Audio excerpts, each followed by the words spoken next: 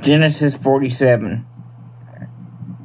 Joseph went to Pharaoh and told him, "My father and brothers, with their flocks and herds and everything they own, have come from Canaan. Right now they are in Goshen." He had taken 5 of his brothers with him and introduced them to Pharaoh. Pharaoh asked them, "What kind of work do you do?" "Your servants are shepherds, the same as your fathers were. We come to this country to find a new place to live. There is no pasture for our flocks in Canaan. The famine has really been very bad there. Please would you let your servants settle in the region of Goshen." Pharaoh looked at Joseph. "So your father and brothers have arrived.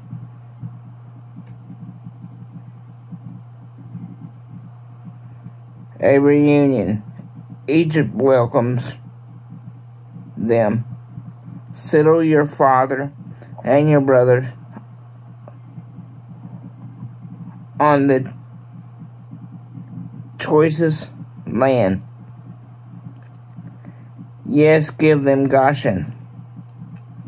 And if you know any among them that are especially good at their work, put them in charge of my own flock."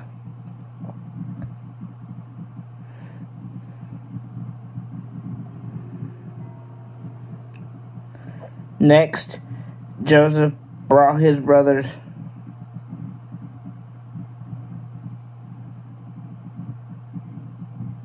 father Jacob in and introduced him to Pharaoh. Jacob blessed Pharaoh. Pharaoh asked Jacob, "How old are you?" Jacob answered, "Pharaoh,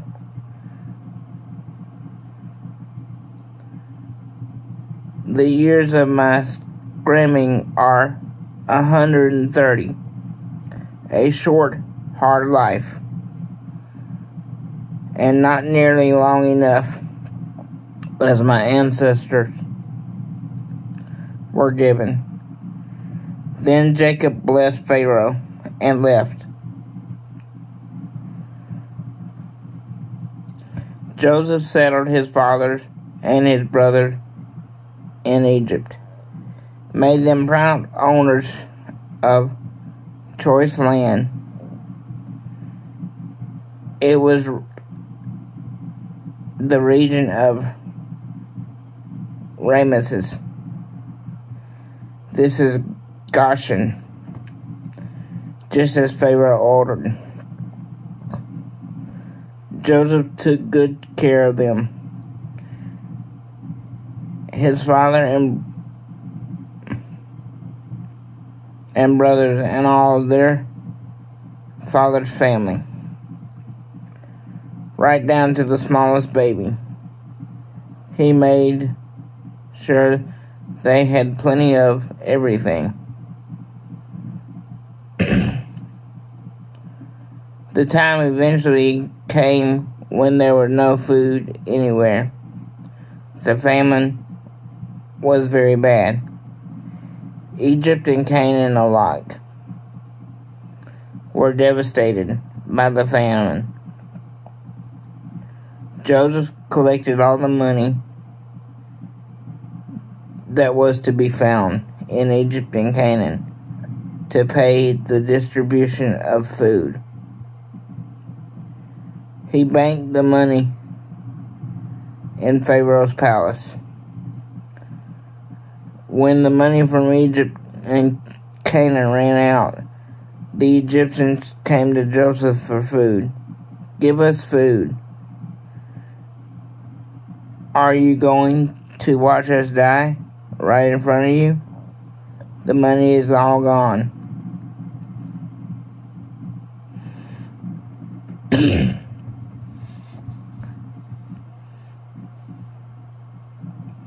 Joseph said,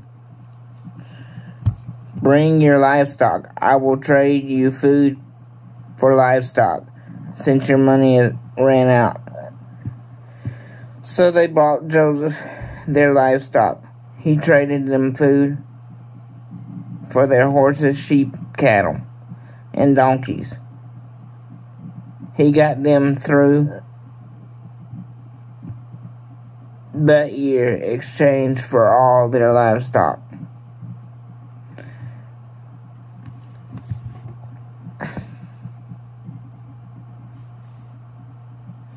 When the year was over, the next year rolled around, and they were back saying, "Master, it's no secret to you that we're broke. Our money is gone. We've traded you all of our livestock. We've nothing left to barter with but our bodies and our farms. What use our bodies and our land if we stand here and starve to death right in front of you? Trade us food for our bodies and our land. We'll be slave to Pharaoh and give up all our land. All we ask is seed for survival, just enough to live on and keep our farms alive." So Joseph brought up all the farms in Egypt for Pharaoh. Every Egyptian sold his land. The famine was bad. This is how Pharaoh ended up owning all the land, and people ended up slaves. Joseph reduced the people to slavery from one end of Egypt to the other. Joseph made an exception for the priests. He didn't buy their land because they received a fixed salary from Pharaoh and were able to live off that salary. So they did not need to sell their land.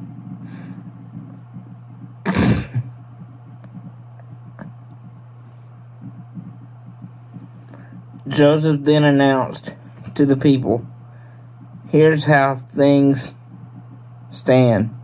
I bought you and your land for Pharaoh. In exchange, I'm giving you seed so that you can plant in the ground. When your crops are harvested, you must give a fifth to Pharaoh and keep 4/5 for yourselves, for your seed for yourselves and your family. You're going to be able to feed your children." They said, "You saved our lives, Master. We are so grateful and glad to be slaves to Pharaoh." Joseph decreed a land in Egypt that is still in effect. A fifth goes to Pharaoh. Only the priest's lands were not owned by Pharaoh.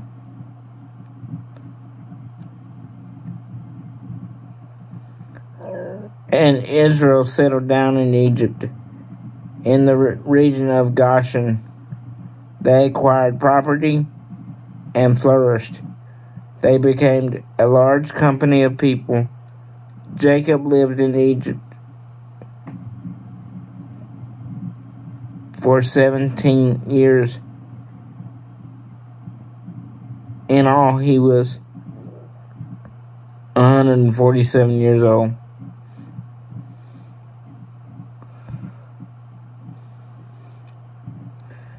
When the time came for Israel to die, he called his son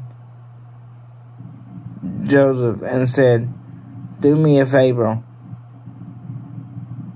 Put land under my thigh, a sign that you're loyal and true to me to the end. Don't bury me in Egypt when I die, when I lie down